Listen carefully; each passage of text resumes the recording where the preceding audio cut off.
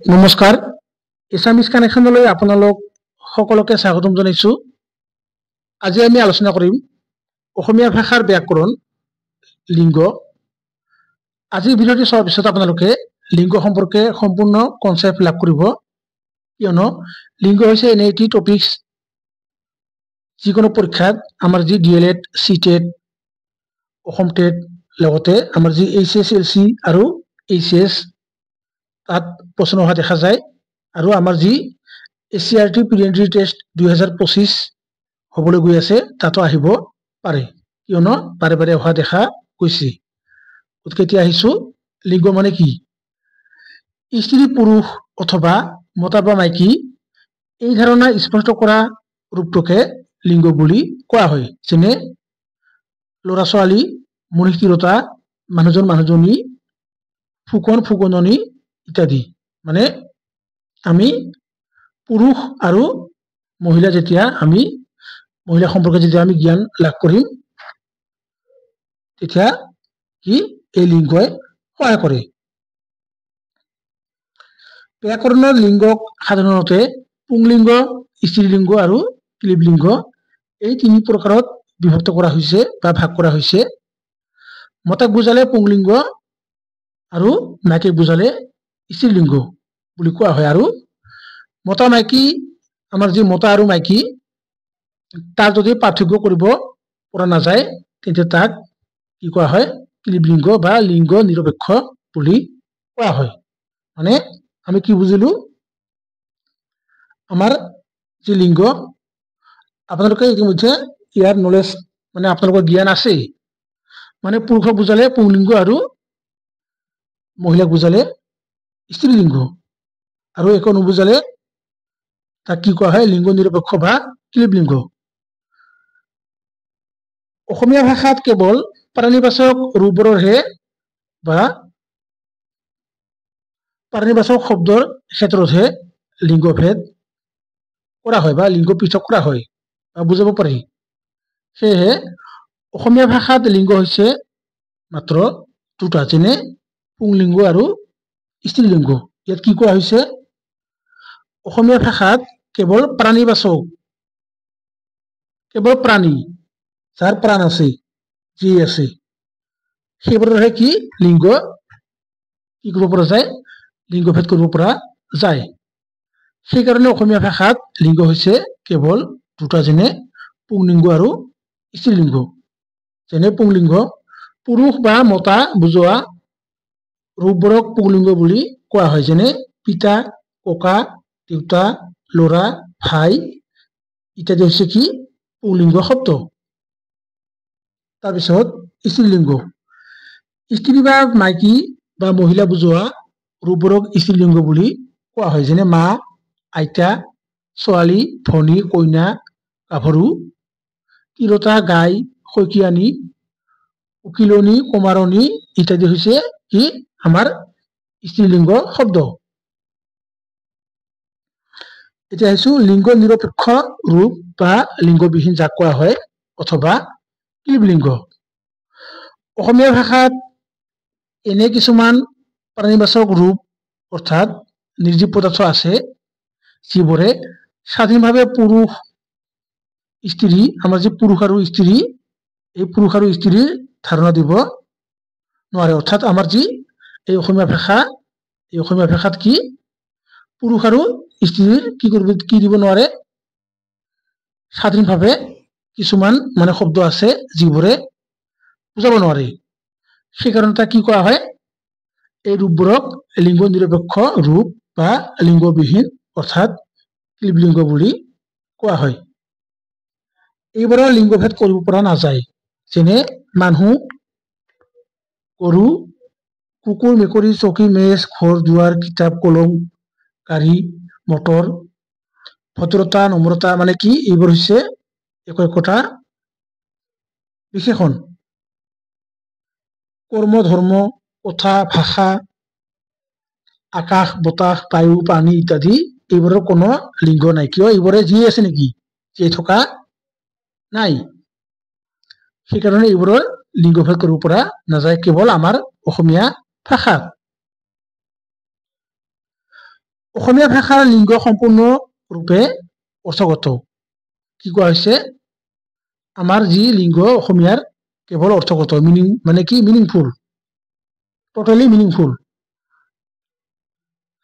অৰ্থ স্পষ্ট কৰিবৰ কাৰণেহে শব্দটো মতা নে মাইকী বুজাব লগা হয় মানে যি আমাৰ মিনিং সেই মিনিংটো কি ক্লিয়াৰ কৰাৰ কাৰণে স্পষ্ট কৰাৰ কাৰণে কি কৰা হয় মতা নে মাইকী তাক বুজাব লগা হয় অসমীয়া ভাষাত চাৰিটা উপায়েৰে লিংগ ভেদ কৰিব পৰা যায় বা লিংগ বিচাৰ কৰিব পৰা যায় যেনে লিংগ নিৰপেক্ষ ৰূপৰ আগত ইয়াত যি ৰূপ আছে আসলতে যি পিপিটি ইয়াত কি হয় এনেকৈ হ'ব লাগে কিন্তু ইয়াত বেলেগ মতে হৈছে লিংগ নিৰপেক্ষ ৰূপৰ আগত মতা আৰু মাইকী শব্দ বহুৱাই আমি কি কৰিব পাৰো লিংগ ভেদ কৰিব পাৰো আৰু লিংগ নিৰপেক্ষ ৰূপৰ পিছত মতা আৰু মাইকী শব্দ বহুৱাইও লিংগ ভেদ কৰিব পাৰো পুৰুষ আৰু স্ত্ৰী বুজোৱা ভিন ভিন শব্দ ব্যৱহাৰ কৰি আমাৰ যি স্ত্ৰী প্ৰত্যয় আছে সেই স্ত্ৰী প্ৰত্যয়ৰ জৰিয়তে কি কৰিব পাৰো পুৰুষ আৰু মহিলা এই মানে বুজোৱা ভিন ভিন শব্দ ব্যৱহাৰ কৰি আমি কি কৰিব পাৰো লিংগ ভেদ কৰিব পাৰো আৰু স্ত্ৰীলিংগ সূচক প্ৰত্যয় সংযোগ কৰি অলপ আগতে ক'লো কি কৰিব পাৰো লিংগ ভেদ কৰিব পাৰো যদি চাওঁ উদাহৰণ তলত চাৰিটা নিয়মেৰে লিংগ ভেদ কৰাৰ উদাহৰণসমূহ দিয়া হৈছে যেনে 1 নম্বৰ লিংগ নিৰপেক্ষ ৰূপৰ আগত মতা আৰু মাইকী শব্দ বহুৱাই আমি লিংগ ভেদ কৰিছো যেনে পুংলিংগ আৰু লিংগ নিৰপেক্ষ ৰূপ লগতে কি আছে স্ত্ৰীলিংগ কেনেকৈ হৈছে যেনে আমাৰ মেইন যি মূল শব্দ মানুহ কি আগত যেতিয়া আমি মতা দিছো মতা মানুহ আৰু তাৰপিছত কি দিছো স্ত্ৰীলিংগত কি দিছো মাইকী মানুহ আগত সব আগত দিয়া হৈছে মাইকী মাইকী মাইকী মতা মতা মতা যেনে মতা মানুহ মতা মানুহ মাইকী মানুহ কুকুৰ মতা কুকুৰ মাইকী কুকুৰ গাহৰি মতা গাহৰি মাইকী গাহৰি মহ ইয়াত কি মহ শিং থকা নহয় মতা মহ মাইকী মহ তাৰপিছত লিংগ নিৰপেক্ষ ৰূপৰ পিছত আগতে কি আছিল আগতত ইয়াত আছিল সেই শব্দবোৰ আছে কি আগত কিন্তু এতিয়া কি হৈছে পিছত যেনে লিংগ নিৰপেক্ষ ৰূপ যেনে মূল শব্দ গৰুৰ কি গৰুৰ পিছত ত দি গৰুত জনি দি গৰুজনী কুকুৰ আছে কুকুৰৰ কি কৈছে কুকুৰৰ আমি পুংলিংগত ত দি কুকুৰট আৰু স্ত্ৰীলিংগত জনি দি কুকুৰজনী মহৰ আমি মতাৰ আগত কি দিছো ত দিছো মহট আৰু পিছত কি হৈছে জনি দি মহজনী মানুহট আৰু মানুহৰ এইটো আমাৰ কি মূল শব্দ মানুহৰ যেতিয়া আমি ত লগাই দিছো বা জন লগাই দিছো মানুহজন বা মানুহট আৰু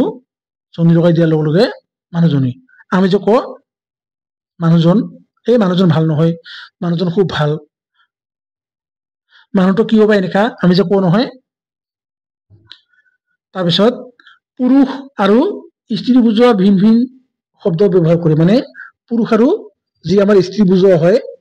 সেই মানে বেলেগ বেলেগ বিভিন্ন ধৰণৰ শব্দ আমি কি কৰো প্ৰয়োগ কৰি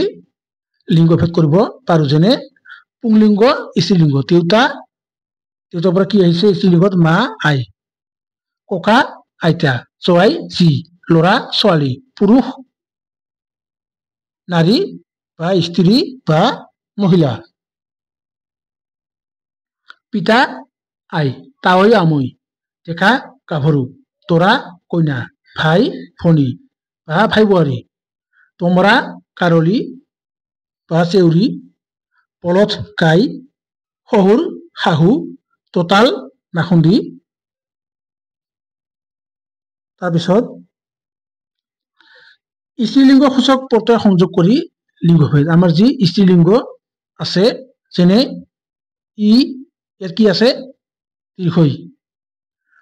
অনি ইনি উনি নি এৰি অৰি উৰি ৰি এই প্ৰত্যয়বোৰ আমি সংযোগ কৰি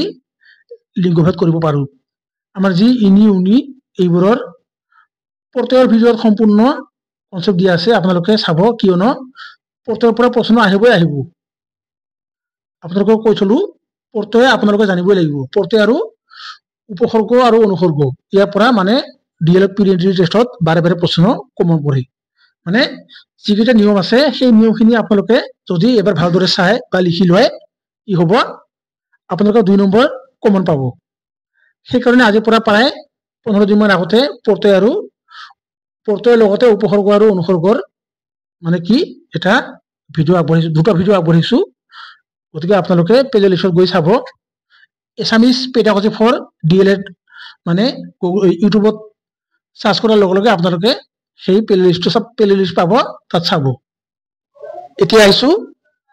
ই অনি ইনি উনি নি এৰি অৰি উৰি ৰি এই প্ৰত্যয়বোৰ যোগ হৈ কেনেদৰে কি হৈছে পুংলিংগবাচক শব্দ পৰা স্ত্ৰীলিংগ ৰূপ হৈছে ইয়াত কি আছে পুংলিংগবাচক শব্দ আৰু স্ত্ৰীলিংগৰ ৰূপ যেনে দেৱ দেৱী নীলাজ নীলাজী বুঢ়া বুঢ়ী খুৰা খুৰী মহামাহী পেহা পেহী ওজলা আজলি কজলা কাজলি ওকৰা আকৰি নীলাজ নীলাজী পৰুৱা পৰুৱানী শইকীয়া শইকীয়ানী বামুণ বামুণনী কপ কপি এইবোৰ আপোনালোকে বাস্তৱ জীৱনত পাই থাকে আমাৰ যি ৰিয়েল লাইফ সিচুৱেশন তাত পাই থাকে পদুম পদুমী বান্দৰ বান্দৰী গগৈ গগৈয়ানী বাবু বাবুৱানী বাঘ বাঘিনী বেজ বেজিনী মিতা মিতিনী ৰাক্ষস ৰাক্ষসিনী চৰ চৰুণী ভূত ভূতুনী তাৰপিছত বৰুৱা বৰুৱানী নাতি নাতিনী গৃহস্থ গৃহস্থনী কুমাৰ কুমাৰণী নাপিত নাপিতনী ফুকন ফুকননী মাষ্টৰ মাষ্টৰণী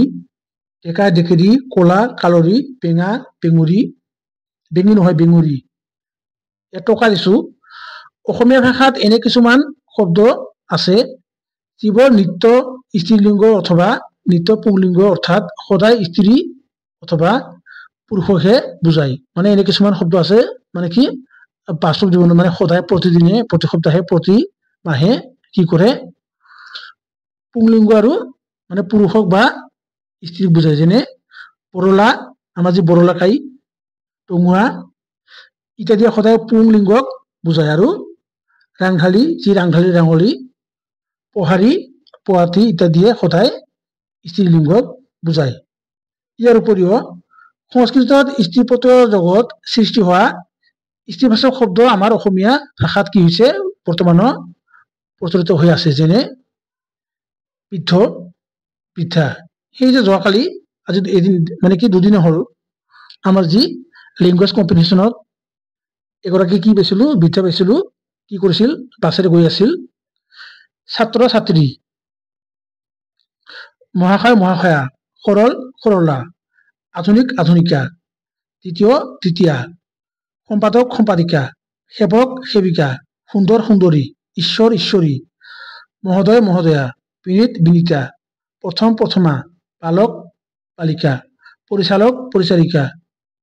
লেখক লেখিকা তৰুণ তৰুণী আগতে কি আছিল তৰুণী ইন্দ্ৰ ইন্দ্ৰাণী ইত্যাদি কি এইবোৰ হৈছে কি আমাৰ সংস্কৃত ভাষাৰ পৰা আহি আমাৰ বৰ্তমানে অসমীয়া ভাষাত কি হৈছে এই লিংগ ব্যৱহাৰ হৈ আছে গতিকে এইখিনি আছিল আজিৰ ভিডিঅ'টিৰ যি লিংগৰ ধাৰণা আশা কৰিছো ভিডিঅ'টি চাই আপোনালোকে নিশ্চয় উপকৃত হ'ব ইয়াৰ পৰৱৰ্তী সময়ত আমাৰ অসমীয়া ভাষাৰ যি খণ্ডবাক্য আৰু কি আছে মাতৃভাষা আৰু ঘৰুৱা ভাষাৰ